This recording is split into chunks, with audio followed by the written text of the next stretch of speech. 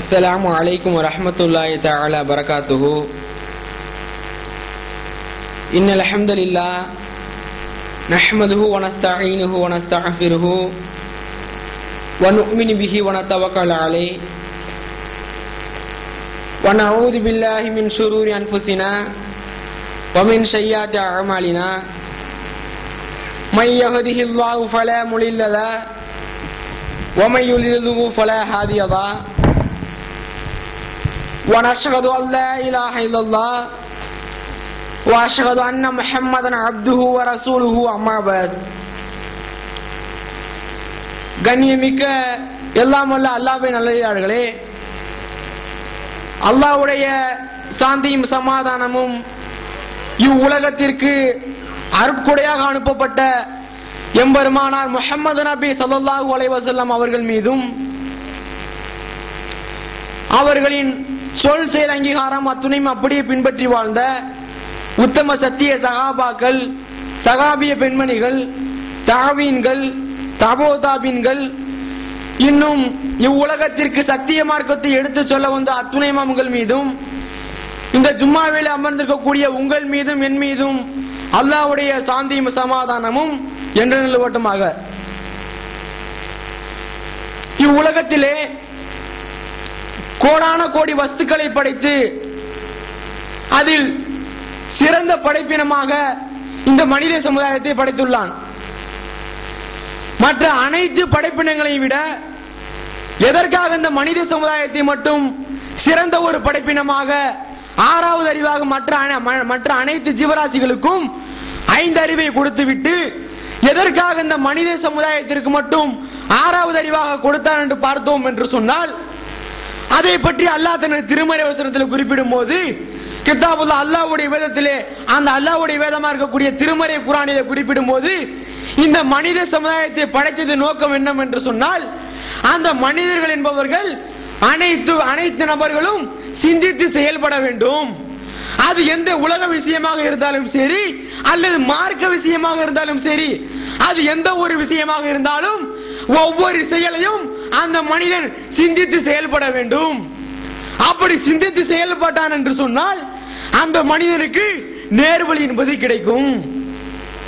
அப்ப நேர்வழி என்பது கிடைக்கிறதுக்கு என்ன நம்ம செய்யணும்?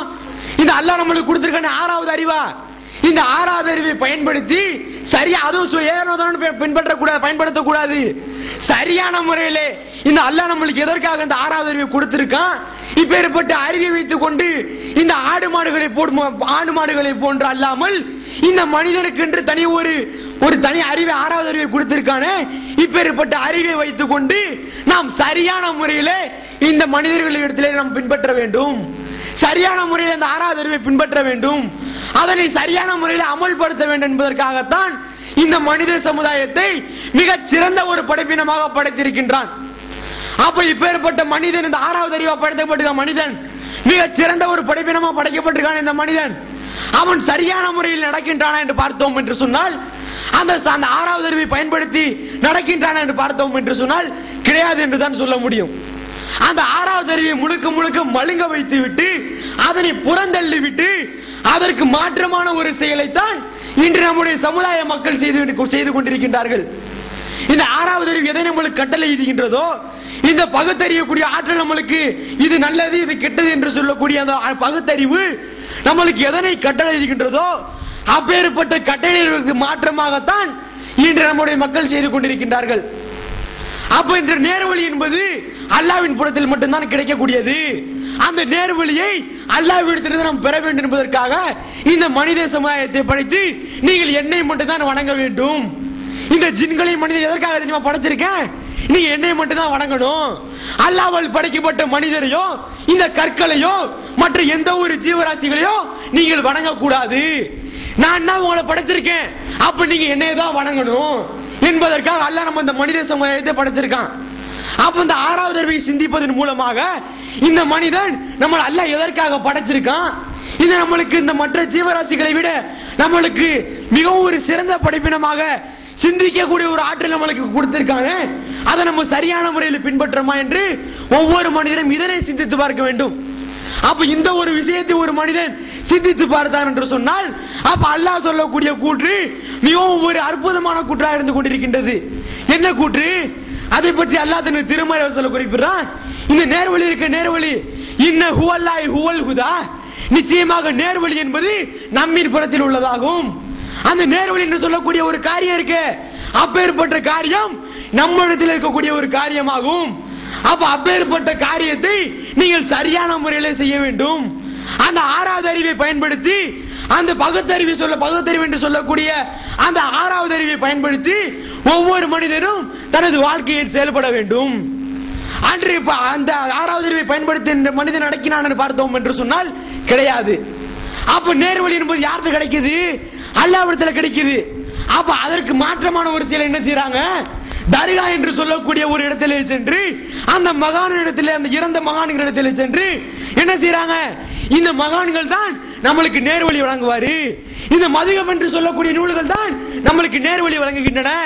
அந்த குரானை எல்லாம் ஓரங்கட்டி விட்டு இந்த மதுகம் என்று சொல்லக்கூடிய மையமாக வைத்துக் கொண்டு மக்கள் என்ன செய்யறாங்க? இந்த மதுகம் என்று சொல்லக்கூடிய நூல் தான் நம்மளுக்கு நேர்வழி அடையக்கூடிய ஒரு முக்கியமான ஒரு அம்சமாக இருந்து கொண்டிருக்கின்றது. அப்ப அந்த மதுகம் நூலில் நம்ம ஆராய்ந்து பார்த்தோம் என்று சொன்னால், அந்த மதுகம் நூலில் அப்படி என்னதான் குறிப்பிடப்படுகின்றது பார்த்தோம் என்று சொன்னால், முழுக்க முழுக்க ஆபாசங்களும் கட்டுக்கதைகளும் அந்த மதுகம் என்று சொல்லக்கூடிய நூல்களிலே இருந்து கொண்டிருக்கின்றது. உதாரணத்துக்கு ஒரு அந்த மதுகம் என்று சொல்லக்கூடிய நூலிலே இருக்கக்கூடிய ஒரு சம்பவத்தை சொல்றேன் உங்கள்கிட்ட. என்ன சம்பவம்? அதில் ஒரு சட்டத்தை சொல்றாங்க, மசாயில் சட்டம், மார்க்க தீர்ப்பு என்று சொல்லக்கூடிய ஒரு ஃபத்வாவை அந்த மதுகம் என்று சொல்லக்கூடிய நூலிலே பதிவு செய்யப்பட்டிருக்கு. என்ன பதிவு, அது என்ன சட்டம் என்று பார்த்தோம் என்று சொன்னால், ஒரு மனிதர் காலையில பல்லு விளக்குறாரு பாருங்க, பிரஷ வச்சு, அப்ப மிஸ்வாக்குன்னு சொல்லுவாங்க பாருங்க. அப்பேற்பட்ட மிஸ்வாக்கை ஒரு மனிதன் பல்லு விளக்கி விட்டு நட்ட குத்தல வைத்தாருன்னு சொன்னா அந்த மனிதருக்கு பயில்ஸ் வரும். அப்ப இப்பேற்பட்ட ஒரு கட்டுக்கதையை நிராகரிக்கக்கூடிய ஒரு நூல் நம்மளுக்கு நேர்வழி தருமா? அப்ப ஒரு மனிதர் சிந்தித்து பார்க்கணும். அப்ப நம்மளுக்கு எதுதான் நேர்வழி தரும்? இந்த மதுகம் என்று சொல்லிய இந்த முழுக்க முழுக்க மனிதனால் கையாளப்பட்ட ஒரு நூல் தான் இந்த மதுகப்பு. ஆனா அஜர்த்தும் அவர் என்ன சொல்லுவாங்க? இந்த மதுகம் என்பது இந்த இமாமார்கள் 4 இமாம் இருக்காங்களே, சாஃபி, ஹனஃபி, ஹம்பலி, மாலிக் என்று சொல்லக்கூடிய 4 இமாம்கள், அவங்களுடைய கூற்றை தான் முழுக்க முழுக்க சொல்லக்கூடிய நூல் தான் இந்த மதுகப் நூல் என்பதாக குறிப்பிடுவாங்க. அது பொய். அந்த 4 இமாம்கள் என்ன தெரியுமா குறிப்பிடுறாங்க? அந்த அகமது இமாம் சொல்லக்கூடிய ஒரு இமாமு தன்னுடைய நூலில குறிப்பிடுறாரு, நபிகள் நாயகம் ஸல்லல்லாஹு அலைஹி வஸல்லம் அவருடைய சொன்ன கூற்றுக்கும் என்னுடைய கூற்றுக்கும் ஒரு செய்தி, நபிகள் நாயகம் ஸல்லல்லாஹு அலைஹி வஸல்லம் அவர்கள் சொன்ன கூற்று நான் சொன்ன கூற்றுக்கு மாற்றமாக இருந்துச்சு சொன்னா என்னுடைய கூற்றை தூர வீசிருங்க என்பதாக அந்த அகமது என்று சொல்லக்கூடிய இமாம் சொல்றாரு. அப்ப அகமது இமாம் சொல்லக்கூடிய இந்த பேர்பட்ட நல்ல கருத்தை எல்லாம் தூர வீசி விட்டு அதில் கெட்ட கருத்து எதுவெல்லாம் இருக்கின்றதோ அதற்கு பின்வரக்கூடிய அவருடைய மாணவர்கள் இருக்காங்க பாருங்க, அந்த ஷாஃபி இமாமுடைய மாணவர்களும் அந்த அகமது இமாமுடைய மாணவர்களும் இப்படி அவங்க ஆதாரமா கொள்றாங்களே 4 இமாம்கள், அப்பேற்பட்ட இமாம்களுடைய பின்வரக்கூடிய மாணவர்கள் தான் இப்பேற்பட்ட ஒரு கேடுகட்ட செயலை செய்யறாங்க. அப்ப இந்த மார்க்கத்தை ஒரு அற்ப விலைக்காக சில உலமாக்கள் என்று சொல்லக்கூடிய சில கிழவர்கள் என்ன பண்றாங்க? மார்க்கத்தை சில அற்ப விலைக்காக விற்கிறாங்க. எப்படி விற்கிறாங்க? இந்த மார்க்கம் என்பது யாரு வேணாலும் வரலாம், இந்த மார்க்கத்தில் எப்படி வேணாலும் புகுத்திக்கலாம் சட்டத்தை. அல்லாஹ் ரசூல் சொன்னது மட்டும் சட்டம் இல்ல, அந்த அல்லாஹ் ரசூல் நம்மளுக்கு எதை கட்டளையிட்டு இருக்காங்களோ அதை மட்டும் ஒரு மனிதர் பின்பற்று என்பது சட்டம் அல்ல. யாரு வேணாலும் எப்படி வேணாலும் நடந்து கொள்ளலாம். அஜர்த்து ஒரு மார்க்க சட்டத்தை சொல்றாரா அதை ஏத்துக்கலாம். ஒரு முசாஃபிர் ரோட்ல போறவன் அவன் ஒரு சட்டத்தை சொல்றானா அதை மார்க்க ஆதாரமா எடுத்துக்கலாம்.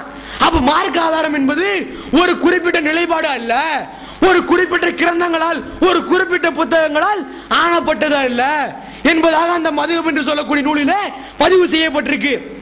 அப்ப இப்பேற்பட்ட ஒரு செயலை, இப்பேற்பட்ட கேடுகட்ட ஒரு கருத்தை விளைவிக்கக்கூடிய மதுகபு ஒரு மார்க்க ஆதாரமாக இருக்க முடியுமா என்று பார்த்தோம் என்று சொன்னால் கண்டிப்பாக ஒரு காலமும் இருக்கவே முடியாது.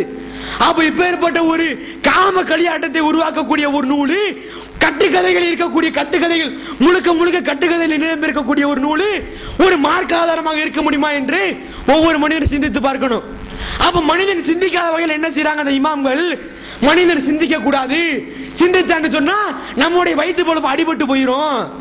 அப்ப மார்க்கத்தை விற்கிறாங்க. அந்த நம்முடைய மனிதர் ஒவ்வொரு மனிதரும் சிந்தி